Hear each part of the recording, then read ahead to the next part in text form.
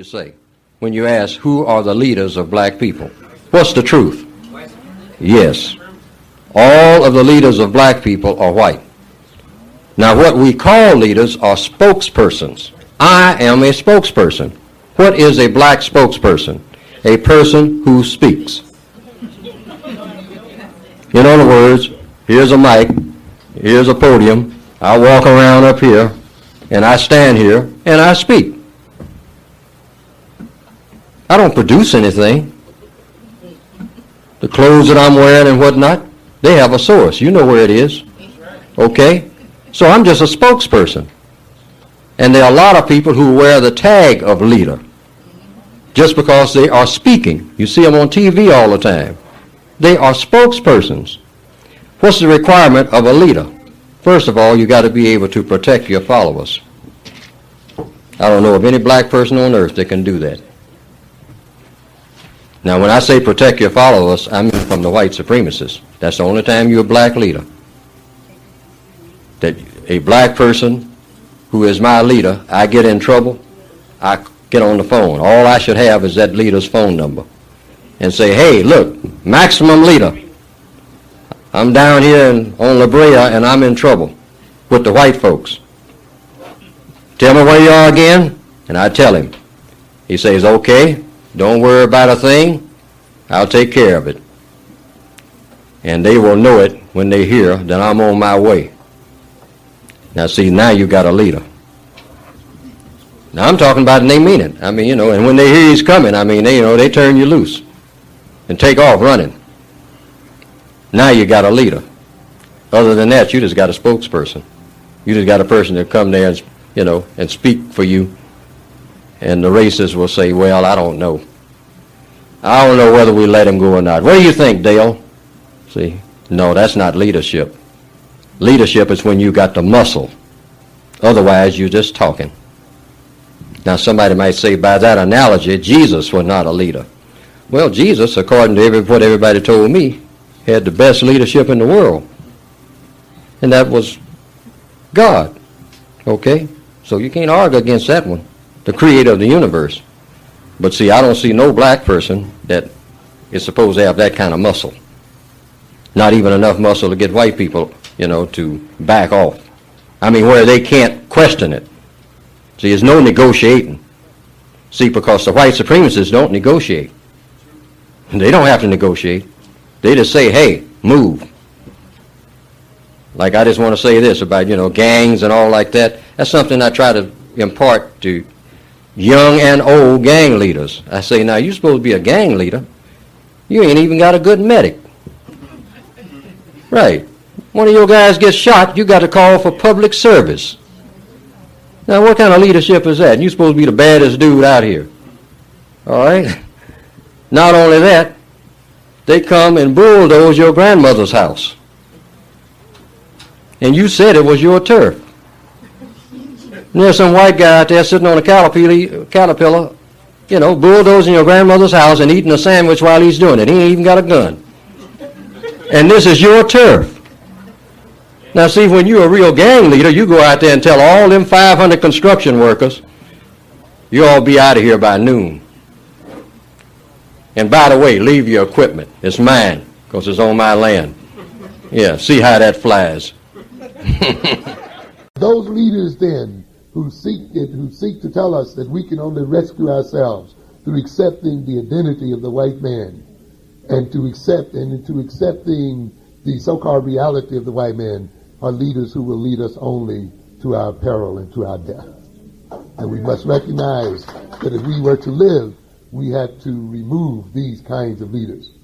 And one of the reasons for the condition that we are in today then is that of a leadership that has not yet decided that it will determine a new reality and develop an Afrocentric reality, one that is suitable to the advancement and the development of black people.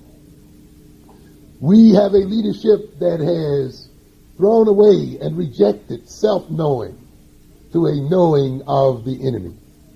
We have people who have a pride in the fact that they know more about the enemy, about the history of their enemies, than they know about themselves, who have a pride in getting degrees in the history of their enemies and knowing nothing about who and what they are as a people. We have a leadership then that made us think that knowledge of self was not important, that knowledge only of our oppressors was the only important knowledge, and that knowledge of who and what he was and about is the only knowledge of importance. And therefore, the more knowledge and the more education these leaders gained in the Eurocentric sense, and the more knowledge and education they gained in terms of the knowledge of the oppressor, the more ignorant they became of themselves. And a people who are ignorant of themselves are a people, too, who are headed for disaster. We have a leadership that sought to get us to accept the status quo or the control of the world by the European. You hear some of us saying, well, it's the white man's world, so we may as well learn how to, live in it or get along with it. The assimilationist often accepts, consciously and unconsciously, the idea that the white man will continue to rule the world. And he bases then his ideology and political action on this concept, that somehow our destiny is not to overthrow the white man. Our destiny is not to remove this pathological person. Our destiny is not to suppress and bring these sick people under control, but to heal them in some sort of way, to convert them, to become a part of them. Our destiny is not to see that the very system and the very ideology upon which these oppressors move is one of sickness and insanity, and therefore is in need of replacement by an Afrocentric ideology and a healthy ideology that comes out of our own self-knowing, but a leadership that wants us to accept this sickness as normality and to follow these pathological beings into self-destruction. And consequently then you will see the enemy's children, the enemy's personality as held up as normal, as representing the norm. And our behavior, to the degree that it differs from that of our enemies, as being seen as deviant and as abnormal. To the degree where we confuse equality and sameness, where we think in order to be equal or greater than our enemies, we have to be the same as our enemies. To the degree that we thought that differentness represents automatically inferiority. And therefore we become alarmed at anything that says we are somehow different from our enemy. And we must recognize, ladies and gentlemen, that racism is a sickness, that the exploitation and the wholesale rape and pillaging of the earth by the European represents a pathology and an illness. And therefore our destiny is not one of trying to become a member of this gang of thieves, but to end this existence here on this earth, to inhibit its rapacious ways, and to bring this group of people to heal. And yet we've had a leadership that makes us think that our only crime has been that we've been left out on the booty of these thieves. And we get a leadership that cries about how we're only getting a certain percentage of their robbery and a certain percentage of their thievery. We must recognize, ladies and gentlemen, it's not about getting a piece of the stolen gains of these people, but it's to stop their thievery and rape of the world, period, and as a whole.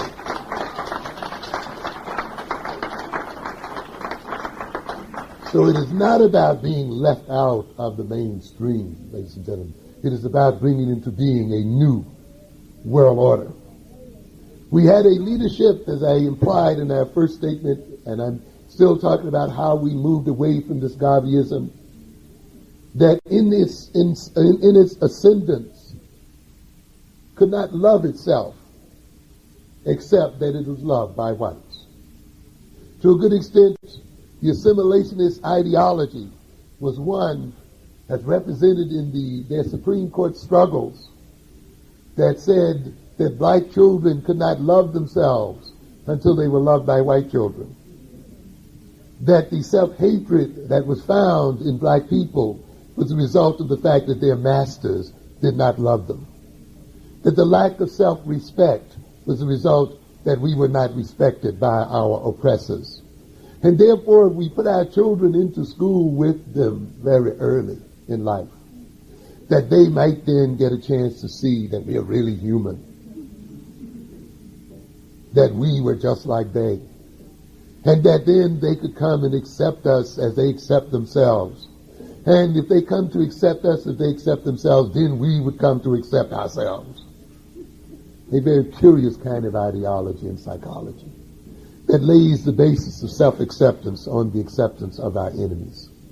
And therefore, we've been waiting for these last 100 or 200 years for our enemies to love us, for our enemies to accept us, so that we can get around to accepting ourselves. But often I ask the question, what if they never get around to accepting us? What if they never get around to loving us?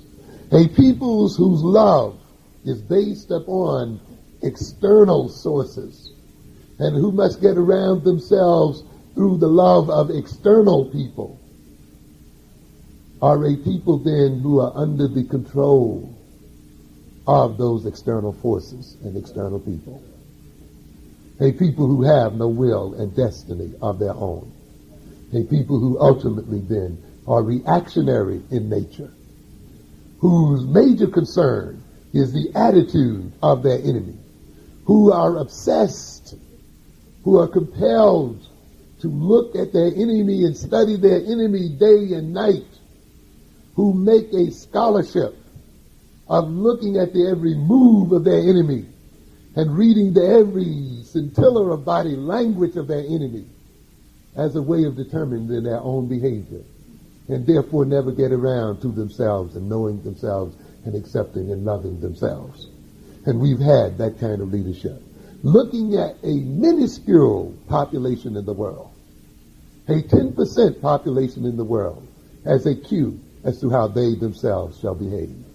It is a case then of the tail wagging the dog, where the small group of people wags the rest of the world, because the dog is obsessed with trying to catch up with his tail.